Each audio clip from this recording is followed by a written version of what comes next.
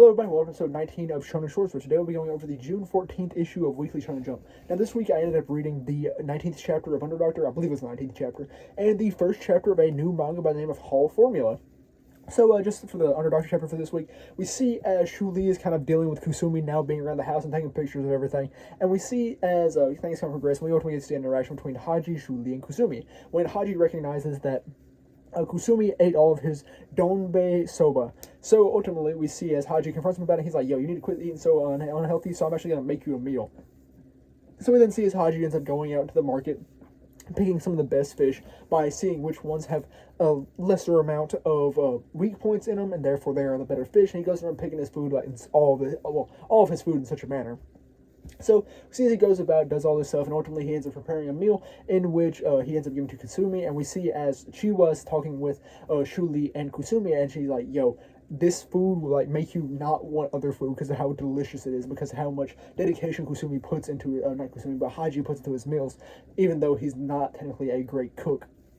So we see as he prepares a fish sashimi plate and some other stuff, like I believe there's some eggs and everything.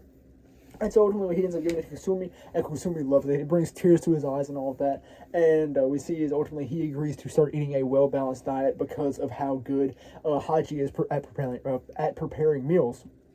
And so, see this play out ultimately, then Chiwa and Shuli get their own little share of it, and we see as everyone kind of shares a happy meal together. And then ultimately we see as Kusumi and Haji are discussing. And we see how Shuli had mentioned prior in his, analyzation of Kusumi's time at the apartment so far, that Haji and Kusumi had some secrets that the other people weren't in on. We see here that Kusumi asks Haji, yo, have you been doing any doctor activities in the Burka Republic? And Haji's like, no. And then we get our last two panels of the chapter where we see that, in fact, someone is impersonating Haji in this Burka Republic, and this can be dangerous, because we're now, I guess, possibly suffering a reputation, like, image attack by this unknown assailant, which is acting to be Haji. So I'm really ready to see how this plays out. It looks like it's leading into a new arc of some sort, at least a mini arc. But yeah, so then I guess we'll get into the Hall Formula chapter. Now, this was really good. Okay, just to kind of preface, I have never watched Formula One a day in my life. The only thing I know about Formula One is Max Verstappen, because down south we got NASCAR, boxcars, monster trucks. But yeah, so we don't really, it's not really common culture, I guess, even in the United States, to watch Formula One. But this chapter, I wasn't really going into like the specifics of Formula One, but it got me really interested. So we are introduced to these two main characters. This is the only ones I'm really going to focus on, since they were the only predominant characters throughout this chapter.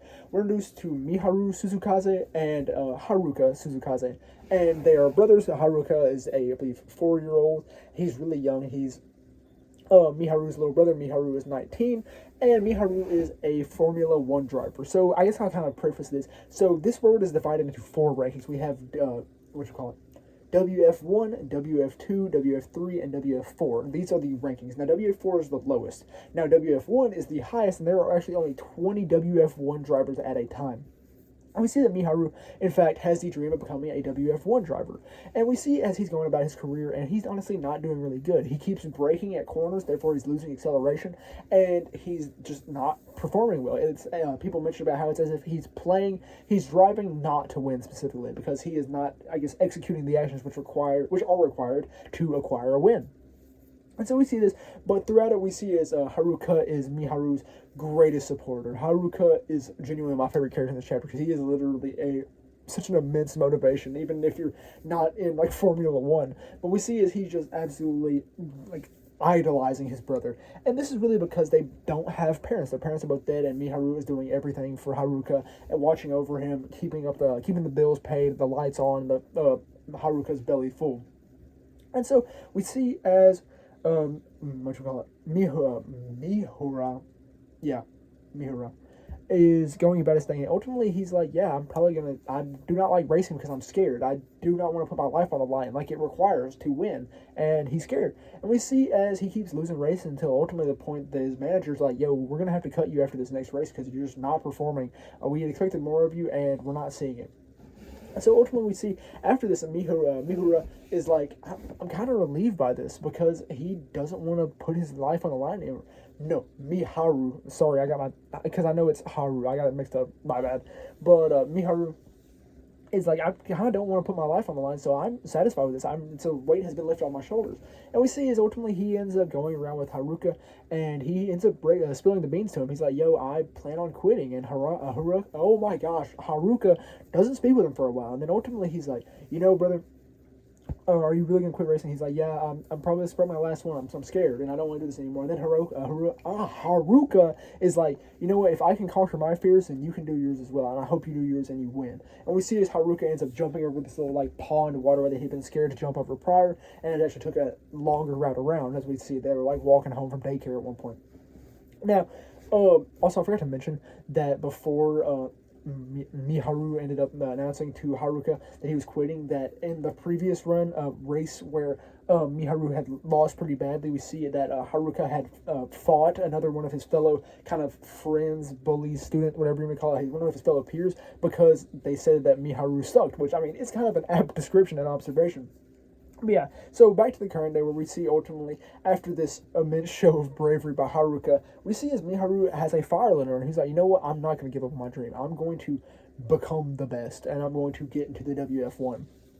So we see as the final race starts, the final race of his career, and we see as he's preparing, and ultimately he is prepared to die now. He is like, "I'm going to put it all out there. I'm going to put it all on the line, and I'm going to win." So we see as he starts off, and he does really good. He has the best qualifying, like, I guess, entry to this race. And we see as he starts off phenomenal, and everything seems to be going good. And then the people in the front who've been winning very frequently, ultimately there's a crash. And in this crash, we see as everything else kind of slowing down, reasonably so, because, I mean, they're moving, I believe it said, at 220 kilometers per hour. So they are moving at immense speeds. We're in these tight corners and all that. But Miharu, he does not slow down in the face of this fear, of the face of like particles of fiberglass, metal, and all of that flying at him at around 220 kilometers per hour. And ultimately, he ends up blasting through it, blasting past everyone, and he just keeps going. And he just continues until ultimately he's hitting these curves at the right speed. He's blasting around them because he's not, I guess, afraid of dying anymore when going around these curves at such a high pace and high level of acceleration. So he sees he's going, and ultimately he ends up crossing the finish line, first place to Miharu Suzukaze. And we see as everyone's freaking out. And we see the announcer was a previous WF1 driver. And he's like, "I can't call it great driving because you were just kind of willing to sacrifice your life," which is kind of stupid. But ultimately, we see as he ends up passing, and then he ends up going up to Haruka, and Haruka's celebrating all that. It's all teary-eyed and all of that, everything. And we see as Miharu ends up showing the medal to Haruka that Haruka made for him because Haruka loved him and wanted to make him a little item, a little, I guess, not really an omen, but a little, like, memento to win. And ultimately, it's all teary and everything. We see that Miharu is now steadfast in the beginning of his journey to become a WF1 driver. I love this chapter. It was a great chapter, and I will certainly be heaving up with Hall Formula. Because like I said, I'm not a Formula 1 fan, but I love this. Like, it was great. I love the characters already. Like, I love Miharu. I love his dedication now. And I love Haruka because of how, like, adorable and how, like, I guess, motivational Haruka is. So, yeah, I'm really ready to see what else comes of this, and I deeply enjoyed it. So, I highly recommend reading the first chapter, which is the only chapter out right now, of Hall Formula, because it was great. That's all I really have for episode 19 of Shonen Shorts, and that's all it really was for the June 14th issue of Weekly Shonen Jump. So, thank you very much for watching.